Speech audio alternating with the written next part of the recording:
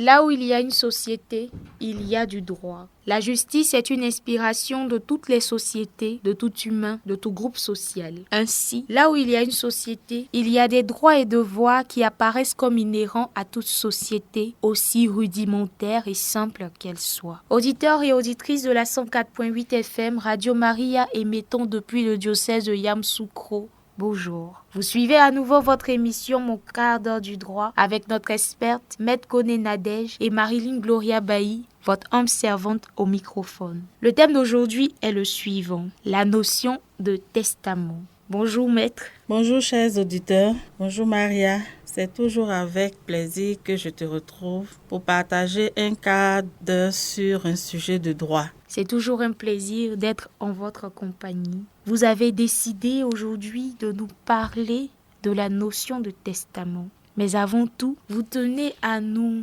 exposer un cas qui vous a été soumis par l'un de nos auditeurs. Le courrier de ce jour nous vient de M. Jean-Emmanuel, un fidèle auditeur de la radio. Il porte sur le testament. Je commence par vous lire le contenu de ce courrier. Cher maître, je suis M. Jean-Emmanuel, entrepreneur demeurant dans une ville de la Côte d'Ivoire. Je suis marié et père de 4 enfants, 3 de mon épouse et 1 d'avant mon mariage. Mes parents sont encore vivants et je possède plusieurs biens. Je vais éviter que les biens que je vais laisser divisent ma famille. C'est pourquoi je veux faire un testament. Je n'ai aucune notion du testament, mais des amis me l'ont souvent conseillé dans nos échanges. Pouvez-vous m'éclairer à ce sujet et m'indiquer la conduite à tenir? Maître, ce que dit M. Jean-Emmanuel est vrai.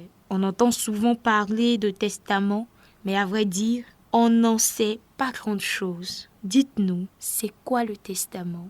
Le testament est régi par la loi numéro 2020-669 du 10 septembre 2020 relative aux libéralités. On le trouve dans le Code de la famille. Il est défini dans ce code au travers des articles 60 à 120. On peut définir le testament comme un document écrit dans lequel une personne exprime ses volontés avant son décès. Et selon le dictionnaire Larousse, c'est un acte juridique par lequel une personne fait connaître ses dernières volontés. Une autre question pour vous, maître. Le testament doit-il être forcément écrit? Oui, le testament doit obligatoirement être écrit. Qu'en est-il pour ceux qui ne savent pas écrire? Pour les personnes qui ne savent ni lire ni écrire, il est prévu un modèle de testament pour eux. Mais je vous en parlerai lorsque je traiterai la question des formes de testament prévues par la loi. Est-ce que plusieurs personnes peuvent se mettre ensemble pour faire un testament? Non, il n'est pas possible de faire un testament à plusieurs dans un même testament. Le testament est un acte unilatéral. Peut-on révoquer le testament? Oui, bien sûr, le testament est révocable par son auteur avant son décès.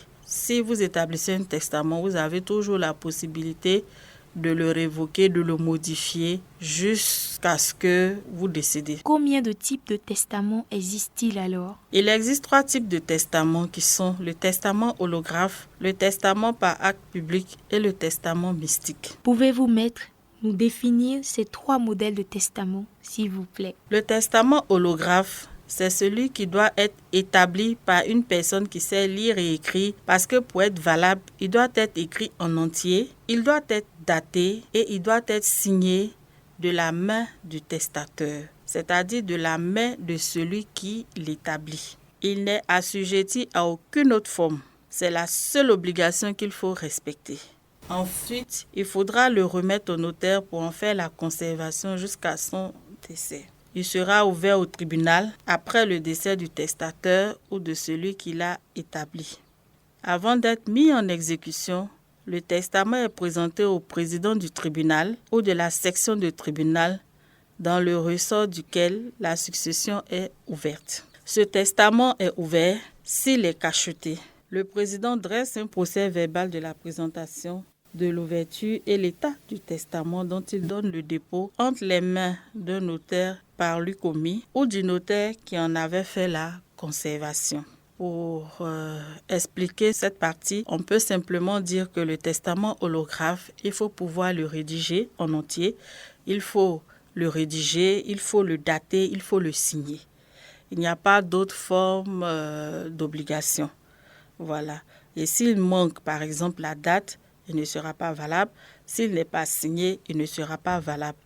et puis on le remet au notaire qui en fait la conservation. C'est-à-dire que le notaire garde le testament jusqu'au jour du décès. Après le décès, les héritiers vont informer le notaire du décès, ou si le notaire apprend après que le monsieur est décédé ou la dame qui lui a donné le testament est décédée, alors les ayants droit vont se rapprocher du notaire pour que le testament puisse être ouvert. Et au cas où peut-être les parents n'en avaient pas connaissance et que le notaire a eu connaissance du décès, le notaire peut inviter les ayants droit à venir à son étude déjà pour que le notaire leur porte l'information de ce qu'il existe un testament et par la suite, il faut demander l'ouverture de ce testament. Mais cette ouverture ne se fait pas n'importe comment. L'ouverture est faite au tribunal. Si la succession est ouverte devant un tribunal, alors l'ouverture se fait devant un tribunal. Si c'est fait devant une section du tribunal, c'est là-bas que l'ouverture du testament se fait en présence du président de ce tribunal-là. Et un procès verbal est tracé et le testament est remis au notaire pour exécution des dernières volontés si il n'y a pas d'opposition. Le testament par acte public ou testament authentique peut être reçu par un ou deux notaires. Il peut être fait par une personne qui sait lire et écrire, mais obligatoirement par une personne qui ne sait ni lire ni écrire. Cela répond à la question que tu m'avais déjà posée, Gloria. Ce modèle de testament s'impose à toute personne qui ne sait ni lire ni écrire. Peut-on avoir une idée de comment tout cela se fait dans la pratique? Dans la pratique, le testament par acte public est dicté par le testateur, c'est-à-dire celui qui fait le testament. Le notaire l'écrit lui-même ou le fait écrire à la main ou mécaniquement et il en est donné lecture au testateur et fait du tout mention expresse. Le testament ainsi établi doit être signé par le testateur et le notaire.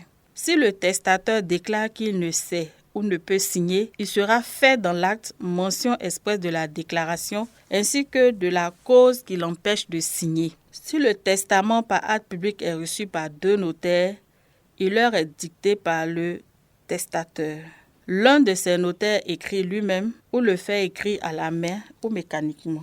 Il en est donné lecture au testateur et fait du tout mention expresse. Le testament ainsi établi doit être signé par le testateur et les deux notaires. Si le testateur déclare qu'il ne sait pas ou ne peut pas signer, il sera fait dans l'acte mention expresse de la déclaration ainsi que de la cause qui l'empêche de signer. Cependant, le testament par acte public reçu par un seul notaire doit être authentifié en présence du notaire et du testateur par le président du tribunal ou de la section du tribunal de la résidence du notaire. Ensuite, le notaire en fait la conservation jusqu'au jour où on aura besoin d'exécuter les décisions qui y sont contenues.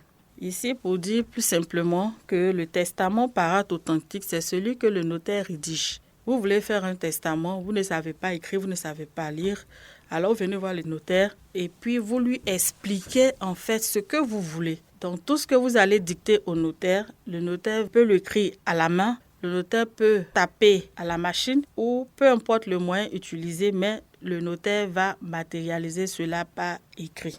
Et si le testament est établi en présence de deux notaires, alors ce testament ne fera pas l'objet d'authentification. Il sera rédigé par l'un des deux, puisque les deux ne pourront pas rédiger. C'est l'un des deux qui rédige, mais ça aura la même valeur que celui qui a fait son testament en présence d'un seul notaire. La différence, c'est que quand tu établis ton testament pas devant un seul notaire, il faudrait par la suite se rendre devant le président du tribunal ou de la section du tribunal de la résidence du notaire pour pouvoir faire authentifier les dernières volontés que vous avez dictées au notaire. Le président va vérifier si ce que le notaire a inscrit dans le document là, c'est bien ce que vous lui avez dit.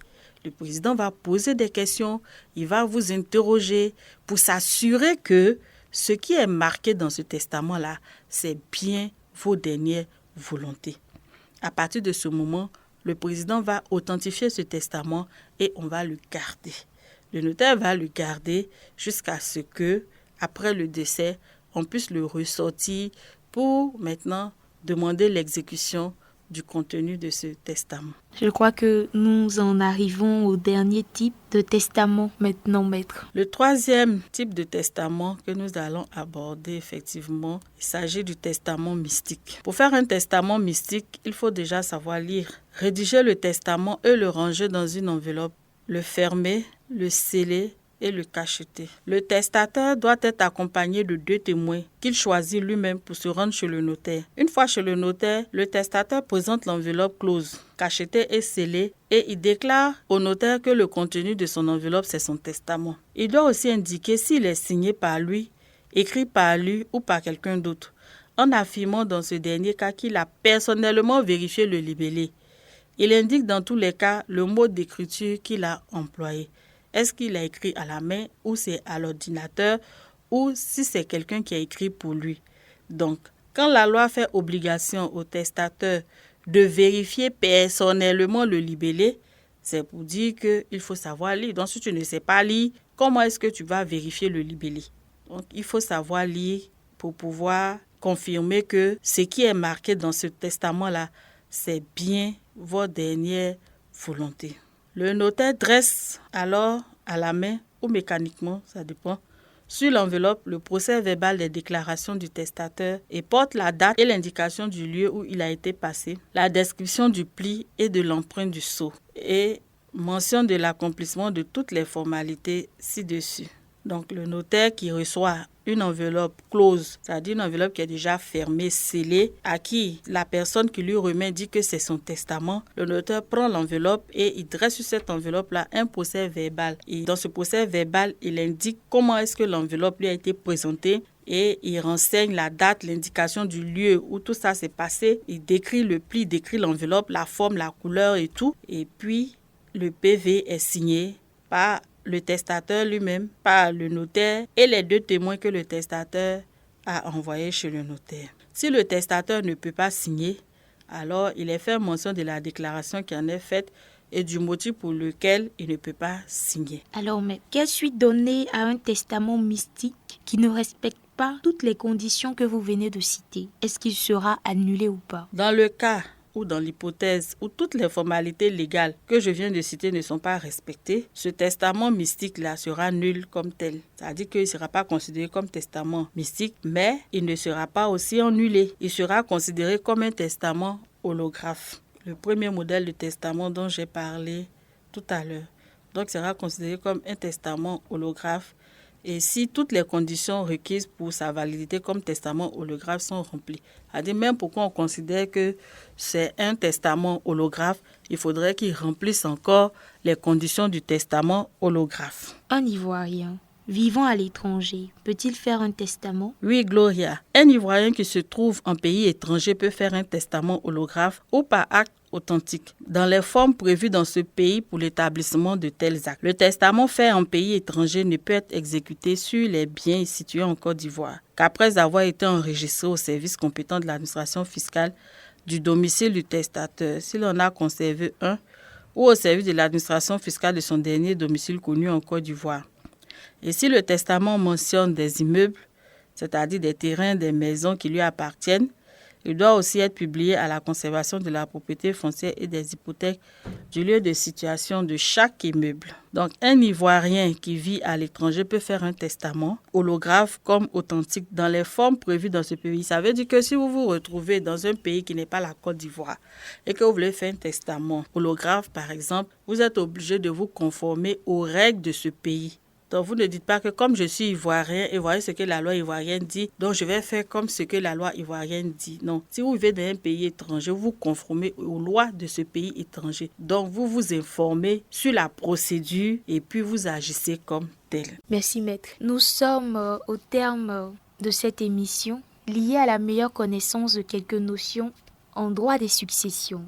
Il était question aujourd'hui de comprendre la notion de testament. Nous adressons nos remerciements à notre invitée et experte du jour, Maître Koné Nadège, notaire titulaire de la première charge près la section de tribunal de Toumaudi, pour son exposé très enrichissant sur la notion de testament, et à vous, chers auditeurs et auditrices de la 104.8 FM, pour être restés à l'écoute. Nous vous informons que vous avez la possibilité de poser vos préoccupations en rapport avec le thème de ce jour sur la page Facebook de Radio Maria Côte d'Ivoire ou d'appeler au numéro suivant 05 05 82 35 36 ou au 07 58 46 90 39 afin de permettre à notre experte de vous répondre lors de notre prochain rendez-vous sur les ondes de Radio Maria Côte d'Ivoire. N'hésitez donc pas à nous faire part de vos préoccupations, situations que vous vivez en rapport avec les thèmes développés lors de nos émissions. Merci encore d'avoir été des nôtres et bonne suite de programme sur les ondes de Radio Maria Côte d'Ivoire. Radio Maria Côte d'Ivoire. Radio Maria